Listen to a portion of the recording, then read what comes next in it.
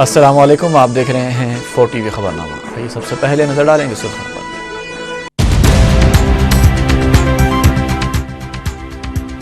चंद्रयान गुट्टा की सरकारी अराजी पर गरीबों के लिए मकानात की राह हमवार। अकबर ओवैसी के मुतालबे के बाद कानूनी पेचीदगियों को दूर करने का काम शुरू। हुकूमत के खिलाफ वोट देने वाले 18 अरकान के खिलाफ कार्रवाई का मामला। चीफ मिनिस्टर की सीनियर वज़रा के साथ बातचीत।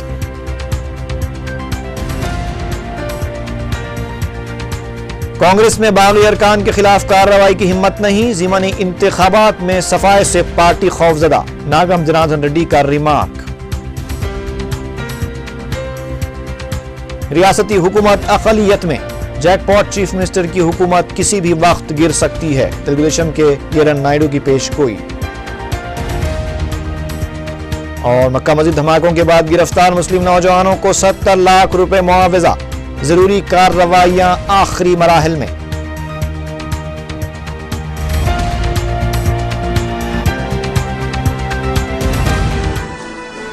और अब खबरों की तफसील।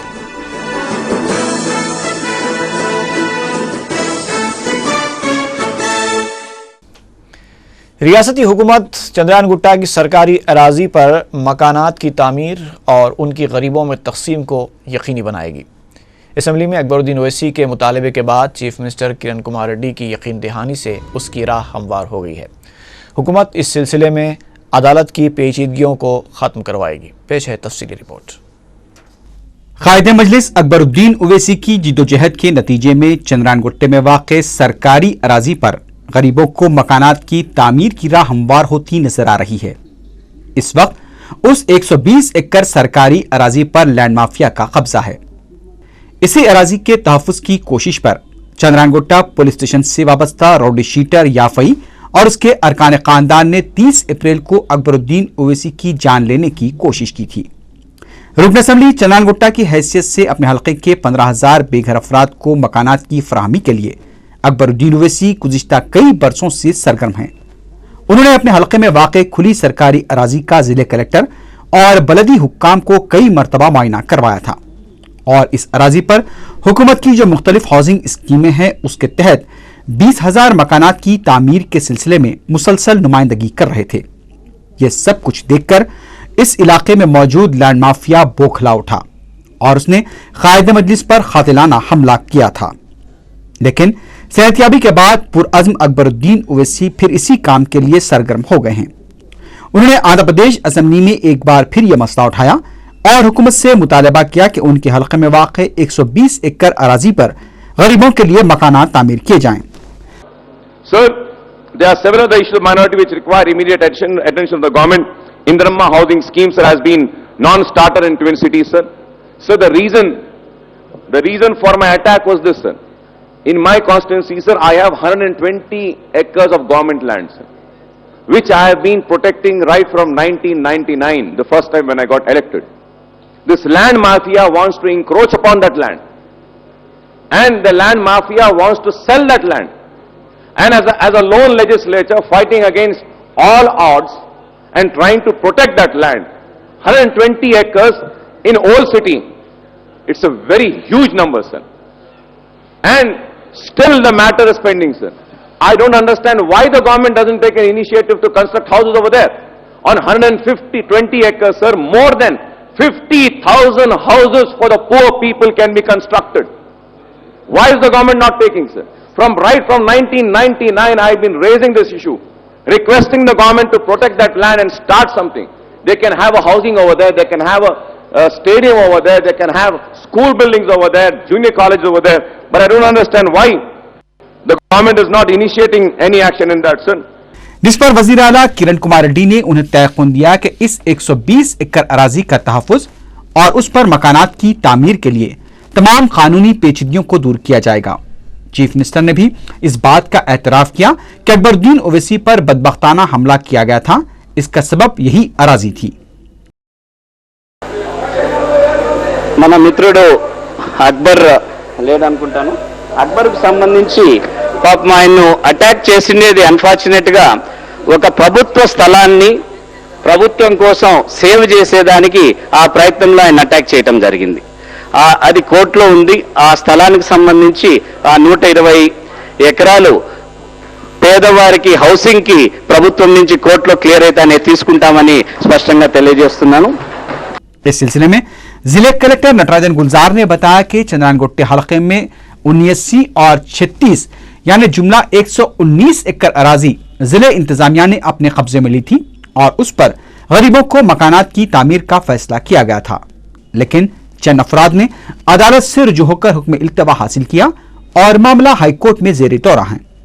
जिले कलेक्टर ने बताया कि मुताल्लिका फाइल्स एडवोकेट जनरल के पास हैं, जो हुक्म इल्तवा को विकेट करवाने में मसरूफ हैं। कलेक्टर साहब के इस बयान से वाज़ेह हो चुका है कि कानूनी कशाकश जोर शोर से जारी है और तवक्को है कि बहुत जल्द इस बदनीयत लैंड माफिया के दांत खट्टे हो जाएंगे और गरीबों को रिहाइशगाहें मुयस्सर आ सकेंगी। वजीर आला किरण कुमार रेड्डी ने सीनियर वज़रा के साथ वाईएस जगन मोहन रेड्डी के हामी कांग्रेस अरकान असम्बली के मुस्तकबिल से मुताल्लिक़ बातचीत की। वाईएस जगन के हामी 16 अरकान असम्बली ने तेलुगुदेशम की तहरीक अदम एतमाद के दौरान कांग्रेस विप की खिलाफ वर्जी करते हुए हुकूमत के खिलाफ वोट दिया था। उनके अलावा प्रजा राज्यम की एक रुकन असम्बली ने भी विप की खिलाफ वर्जी की थी। किरण कुमार रेड्डी ने इन 17 अरकान असम्बली के खिलाफ कार्रवाई के सिलसिले में सीनियर वज़रा से मुशावरत की। कैंप ऑफिस पर मुनक़िदा इस इजलास में 6 रियासती वज़रा बशमूल सदर प्रदेश कांग्रेस बी सत्यनारायणा ने शिरकत की। बताया जाता है कि चीफ मिनिस्टर अनकरीब दिल्ली का दौरा करने वाले हैं। आला कमान की मंजूरी के बाद इन अरकान असम्बली को नाअहल करार दिया जा सकता है। कांग्रेस ज़राए से पता चला है कि जगन के हामी अरकान के खिलाफ कार्रवाई के लिए वक्त लग सकता है, क्योंकि पार्टी इस मसले का तमाम पहलुओं से जायज़ा लेने के बाद ही कोई कदम उठाएगी। किरण कुमार रेड्डी काबीना में रद्दोबदल और तोसी का मंसूबा भी रखते हैं। इस मौजू पर भी वो आला कमान से बातचीत करेंगे। कांग्रेस के पास बागी अरकान के खिलाफ कार्रवाई करने की हिम्मत नहीं है। मीडिया से बात करते हुए तेलंगाना नगारा समिति के लीडर नागम जनार्दन रेड्डी ने ये बात कही। उन्होंने कहा कि तहरीक अदम एतमाद के दौरान विप की खिलाफ वर्जी करने वाले कांग्रेस अरकान असम्बली को उसूलन बरतरफ किया जाना चाहिए, लेकिन कांग्रेस में इतनी हिम्मत नहीं है।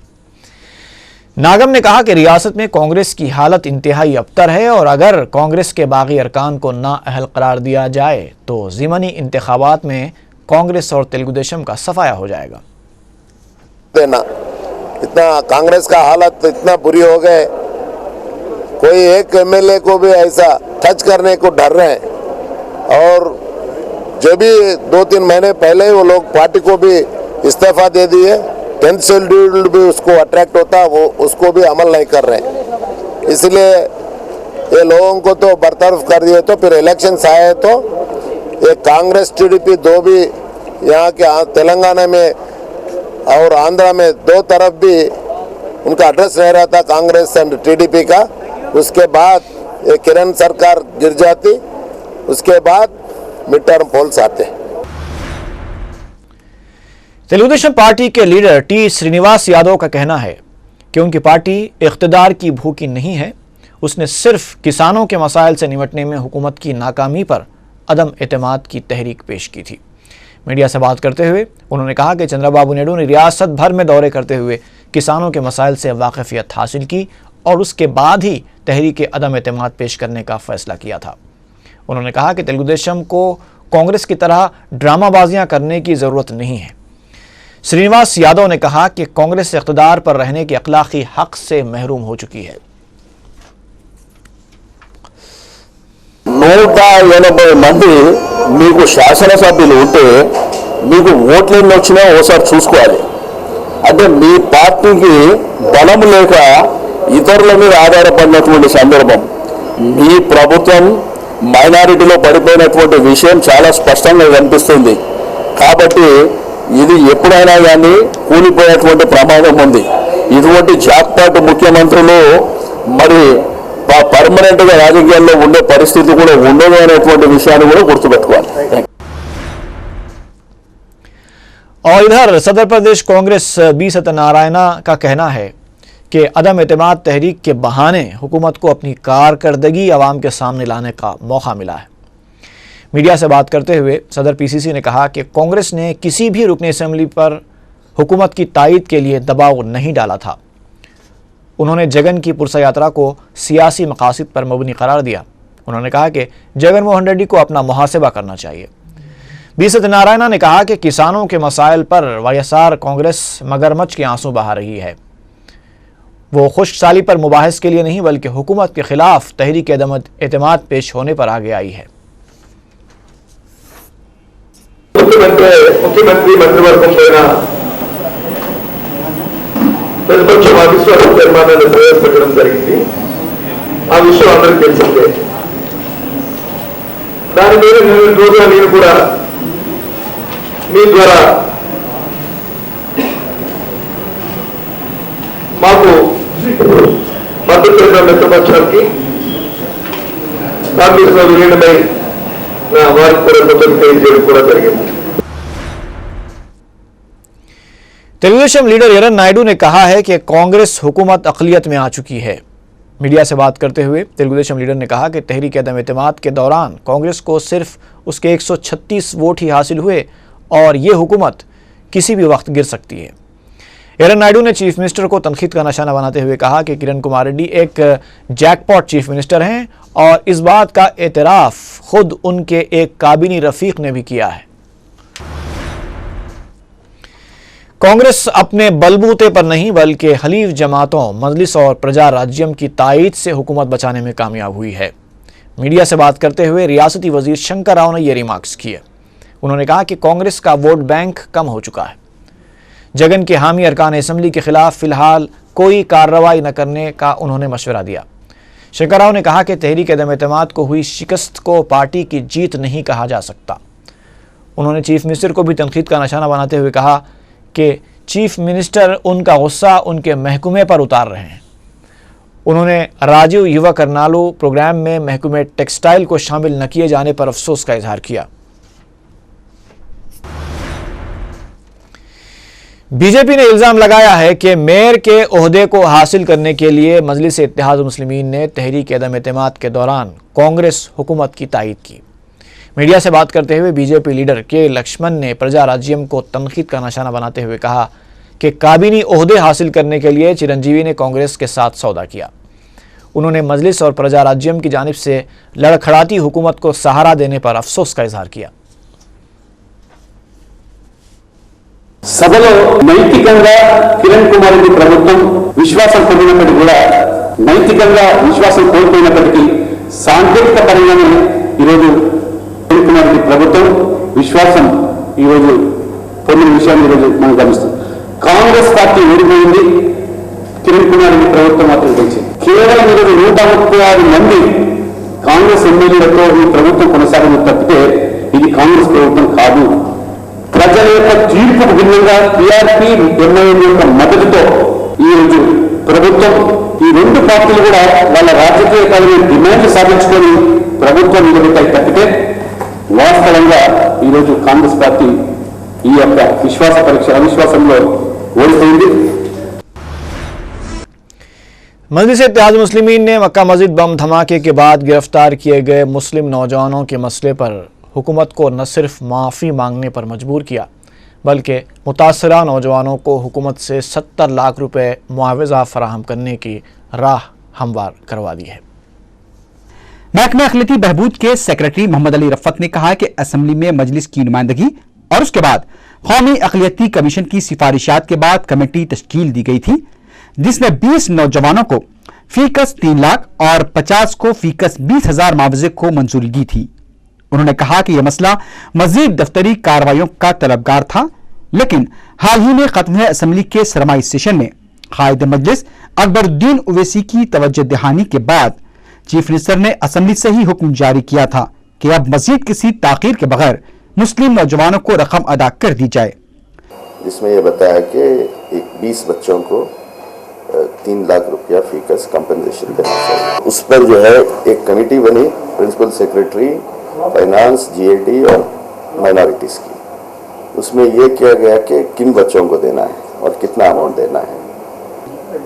उस रिपोर्ट को जो है अभी कैबिनेट की मंजूरी होना है, मगर चीफ मिनिस्टर साहब ने अवामी नुमाइंदगी के पेश नज़र उस पर ये अहकाम दिए कि कैबिनेट अप्रूवल बाद में हो सकता है, आप पहले इनको पैसे दे दीजिए, क्योंकि उसमें पुलिस के अहदेदारों पर एक्शन लेना भी है। उस रिपोर्ट में एक जियो इशू हुआ जिसमें 70 लाख रुपए मंजूर किए गए, 20 लड़कों को फीकस 3 लाख और 50 लड़के जो गिरफ्तार करके छोड़ दिए गए थे उनको फीकस जो है 20,000 के हिसाब से 10 लाख रुपए मंजूर। तो इस तरह 70 लाख का फिगर मंजूर हुआ है। मोहम्मद अली रफ़त ने कहा कि इस ताल्लुक से कार्रवाई शुरू कर दी गई है और अंदरून 15 यौम मुतासरा नौजवानों को रकम दे दी जाएगी। इस तरह मुतासरा मुस्लिम नौजवानों के जिस्मानी व जहनी अजियतों व जख्मों पर मरहम रखने और मुतासिब पुलिस अहदेदारों की मुस्लिम दुश्मनी का शिकार नौजवानों की रकमी इमदाद का मरहला तकमील पाने के करीब है। ये होता है कि हम बिल बनाते हैं, बिल बना के ट्रेजरी में पेश करते हैं। वो जब पैसे वहां से रिलीज होके आते हैं 1 हफ्ता 2 हफ्ते का टाइम लग सकता है उसके अंदर। तो पैसे हमारे हाथ में आने के बाद फिर उनको बुलाया जाता है, फिर तय किया जाएगा कि जो है खुद चीफ मिनिस्टर देंगे या कोई और देंगे। हो सकता है 1-2 हफ्ते का वक्त लगेगा, कुछ कम ज्यादा हो सकता है। वाज़ेह है कि मक्का मस्जिद बम धमाके के बाद पुलिस ने मुस्लिम नौजवानों को जबरदस्ती अगवा करते हुए उन्हें बम धमाके के केस में मुलविस करने की कोशिश की थी।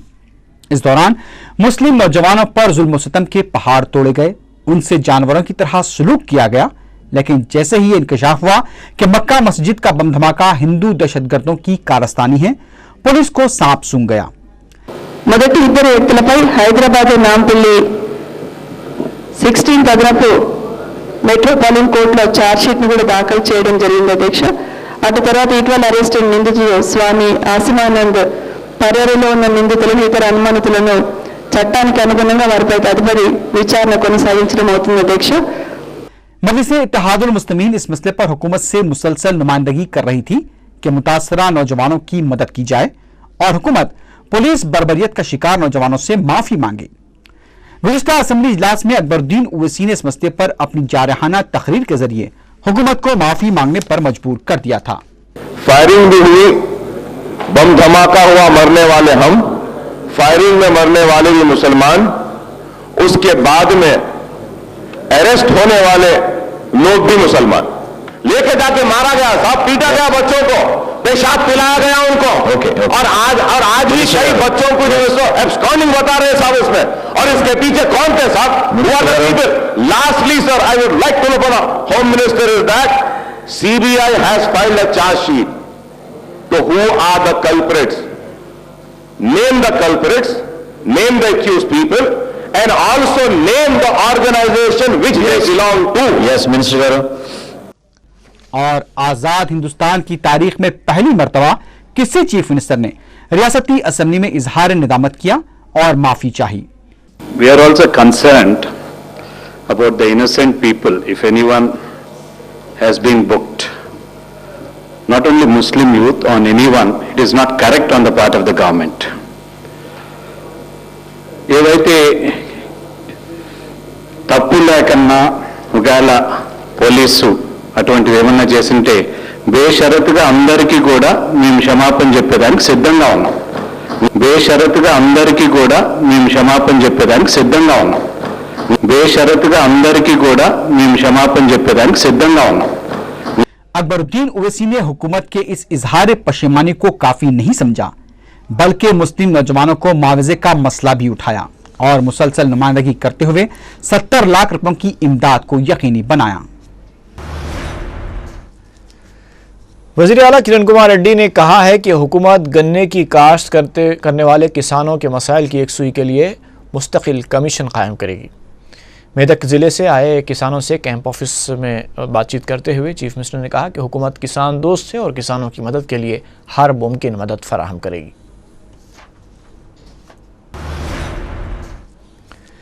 रियासती वज़ीर दाखिला सबिता रेड्डी ने फ्लैग डे के मौके पर मुल्क के लिए कुर्बानियाँ देने वाले फ़ौजियों को खिराज पेश किया। मीडिया से बात करते हुए सबिता रेड्डी ने कहा कि शहरी का ये फ़र्ज़ है कि मुल्क की हिफाजत के लिए जान देने वाले फ़ौजियों के अफराद ख़ानदान की बहबूद के लिए काम करे। वज़ीर दाखिला ने फ़ौजी मुलाजिमीन की खिदमात को भी इस मौके पर खिराज पेश किया। ఇటు స్వచ్ఛంద సంస్థలు పారిశ్రామికవేత్తలు, వ్యాపారస్తులు, బాధ్యత గల ప్రతి పౌరుడు కూడా దేశ రక్షణ కోసం ప్రాణాలను పణంగా పెడుతున్న ఈ మాజీ సైనిక ఉద్యోగుల కుటుంబాలని వాళ్ళ సంక్షేమాన్ని దృష్టిలో పెట్టుకొని విరివిగా విరాళాలు ఇచ్చి వాళ్ళందరినీ ఆదుకోవాల్సిన బాధ్యత అందరికీ ఉందని ఒకసారి గమనిస్తూ వాళ్ళని ఈరోజు డిసెంబర్ 7వ తారీఖుని ప్రత్యేకంగా వాళ్ళ కోసం ఈ కార్యక్రమాన్ని చేస్తూ तेलंगाना राष्ट्रीय समिति के सीनियर लीडर और साबिक वजीर एन नरसिम्हा रेड्डी और दीगर पार्टी कारकुनों को उस वक्त पुलिस ने हिरासत में ले लिया जब ये आरटीसी क्रॉस रोड पर पार्टी के पोलिट ब्यूरो रुकन डॉक्टर सी सुधाकर की रिहाई के मुतालबे के साथ एहतजाज कर रहे थे। एन नरसिम्हा रेड्डी ने कहा कि सुधाकर के खिलाफ हुकूमत की कार्रवाई बदबख्ताना है। अगर सुधाकर को रिहा नहीं किया गया तो उनकी पार्टी एहतजाज में शिद्दत पैदा करेगी। एआईसीसी के सेक्रेटरी पी सुधाकर रेड्डी ने तेलुगुदेशम की जानिब से चीफ मिनिस्टर और कांग्रेस के खिलाफ की जा रही तनकीदों पर शदीद बरहमी का इजहार किया है। मीडिया से बात करते हुए सुधाकर रेड्डी ने कहा कि चंद्रबाबू नायडू को सदर पीसीसी बी सत्यनारायण से मुताल्लिक़ किए गए रिमार्क्स से पहले अपने गिरेबान में झांक कर देखना चाहिए। उन्होंने कहा कि चंद्रबाबू नायडू ने अपने खुसर को ही धोखा दिया था और एनटीआर ने खुद चंद्रबाबू नायडू को बदउनवानी का सर्टिफिकेट दिया था। सुधाकर रेड्डी ने चंद्रबाबू नायडू को सबसे बड़ा बदउनवान लीडर करार दिया। రాష్ట్ర ప్రభుత్వం పైన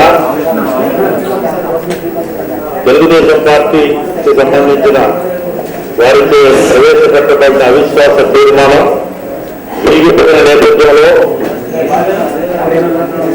చంద్రబాబు నాయుడు గారు నిన్న మాట్లాడుతూ చేసినటువంటి అసందర్భ వ్యాఖ్యల్ని ఖండిస్తూ ముఖ్యంగా రాష్ట్ర కాంగ్రెస్ అధ్యక్షుడు బొత్స సత్యనారాయణ గారి గురించి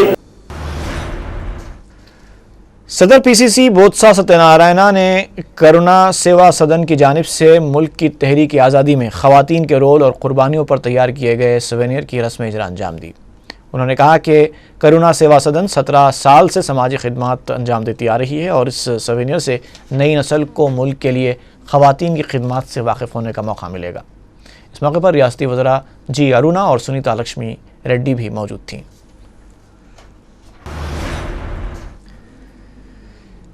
नामपल्ली क्रिमिनल कोर्ट ने हिंदी फिल्म डर्टी पिक्चर की हीरोइन विद्या बालन के खिलाफ मुकदमा दर्ज करने की नल्ला कुंटा पुलिस को हिदायत दी है। फिल्म के उरिया मनाजिर और पोस्टर्स के खिलाफ आज़ाद नामी एक वकील ने दरख्वास्त दाखिल की थी। इससे पहले खातून तंजीमों ने भी फिल्म के खिलाफ मुजाहरा करते हुए पोस्टर्स फाड़ दिए थे। जेडी मेटला पुलिस और साइबराबाद पुलिस ने 10 लाख रुपए पार्टी फंड न देने की पादाश में डॉक्टर को हलाक करने वाले 2 नक्सलाइट्स को गिरफ्तार कर लिया है। कमिश्नर साइबराबाद पुलिस त्रिमल राव ने मीडिया को बताया कि वेंकटेश नगर के रहने वाले टी रविंद्र उर्फ रवि और पी श्याम राव उर्फ श्याम ने अपने आप को मॉइस्ट गटन्ना दलम का मेंबर बताते हुए जगत गिरी गुट्टा में क्लिनिक चलाने वाले डॉक्टर प्रेम सागर से पार्टी फंड के लिए 10 लाख रुपए देने का मुतालबा किया था। डॉक्टर के इनकार करने पर इन दोनों ने डॉक्टर पर 21 सितंबर की शब उनके क्लिनिक में गोलियां चला दी। इन दोनों ने सुमैया नगर में एक और डॉक्टर पी रघु से भी 10 लाख रुपए का मुतालबा किया था। पुलिस उनकी मदद से इन दोनों की नकल व हरकत पर नज़र रख रही थी और फिर वो मुलजिमीन को गिरफ्तार करने में कामयाब हो गई। टीवी टावर चौराहे पर वाक़े मस्जिद के मलगियों में मौजूद दुकानात में चोरी का वाक़या पेश आया। नामालूम सारिक आग में वाक़े कब्रिस्तान के ज़रिए दुकानात के ऊपर चढ़े और टीन शेड्स तोड़कर तकरीबन 9 दुकानात में दाखिल हुए। ये दुकानात पर्दों और दीगर अशिया की हैं। किसी दुकान से कुछ सामान और किसी दुकान से कुछ नकदी चुराई गई। पर्दों की दुकान के मालिक ने बताया कि उनके काउंटर में 20,000 रुपये मौजूद थे जो चुरा लिए गए। मलकपेट पुलिस ने मुकदमा दर्ज किया और तहकीक़ात शुरू कर दी। मजलिसी अराकीन बलदिया मुर्तज़ा अली और मिनहाजुद्दीन ने दौरा करते हुए मुतासर अफराद से मुलाकात की। तालाब कट्टे की रहने वाली 8 साला सना फातिमा 24 नवंबर से लापता बताई गई हैं। वो स्कूल से आने के बाद खेलने के लिए घर से बाहर गई थी, वापस नहीं आई। किसी को नज़र आ जाए तो ख्वाहिश की गई है कि भवानी नगर पुलिस को इत्तला दी जाए।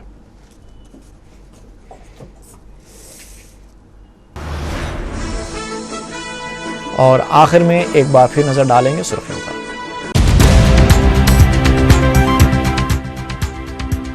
चंद्रयान गुट्टा की सरकारी अराजी पर गरीबों के लिए मकानात की राह हमवार। अकबर ओवैसी के मुतालबे के बाद कानूनी पेचीदगियों को दूर करने का काम शुरू। हुकूमत के खिलाफ वोट देने वाले 18 अरकान के खिलाफ कार्रवाई का मामला। चीफ मिनिस्टर की सीनियर वज़रा के साथ बातचीत।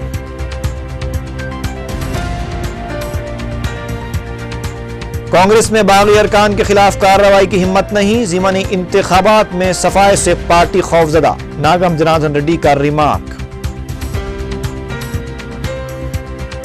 रियासती हुकूमत अक़लियत में। जैकपॉट चीफ मिनिस्टर की हुकूमत किसी भी वक्त गिर सकती है। तेलुगुदेशम के किरण नायडू की पेशगोई।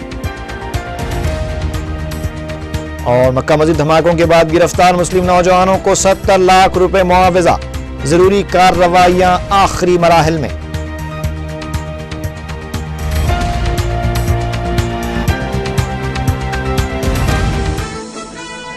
इसी के साथ ही खबरनामा खत्म हुआ।